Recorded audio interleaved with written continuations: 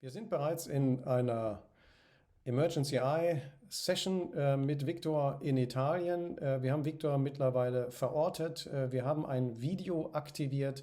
Wir sehen hier einen italienischen Innenhof. Wir haben bereits Fotos festgehalten. Das Live-Video läuft weiter. Sie sehen das hier entsprechend auf dem Bildschirm.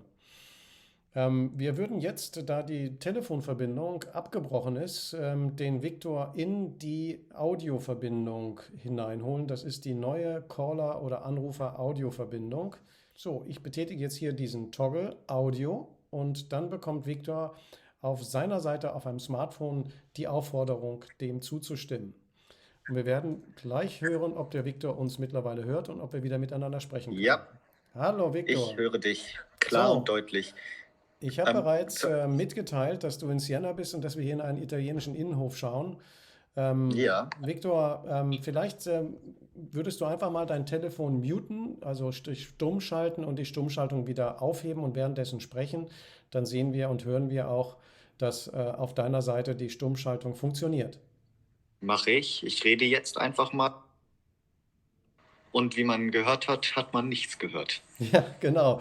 Viktor, ich würde einfach von meiner Seite auch mal die Stummschaltung von deiner Seite aktivieren. Und wenn du einfach mal ein paar Sätze sprichst, dann werden wir auch Ja, registrieren und sehen, dass das Ganze natürlich. funktioniert.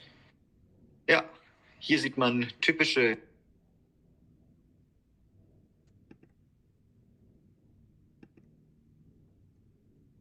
Wunderbar.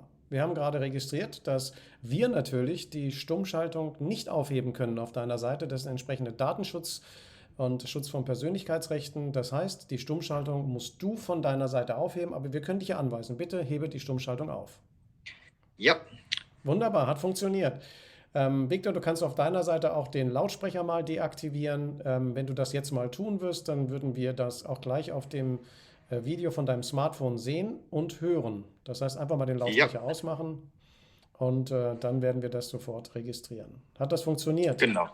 Das hat sehr gut funktioniert. Super, dann würde ich noch ganz kurz vorführen, wie ich mich selbst auch stumm schalten kann. Das werde ich jetzt mal tun und dann wird der Viktor uns nicht mehr hören oder vielmehr mich. Und wenn ich das tätige, ist es ruhig bei ihm. Das werden Sie auch auf seinem Video gleich sehen. Ich habe das jetzt gerade getätigt, habe währenddessen gesprochen, Viktor. Ich denke, du hast mich nicht gehört. Und jetzt kann ich noch eins Ja, vorführen, das ist nämlich die Lautsprecherfunktion, die würde ich auf meiner Seite kurz entsprechend deaktivieren. Viktor, wenn du ein wenig sprechen würdest. ja. Ich kann jetzt hier noch ein bisschen gar nicht mit. Wunderbar, Viktor, hat super funktioniert. So, das war die Audio- oder Anrufer-Audio-Funktion.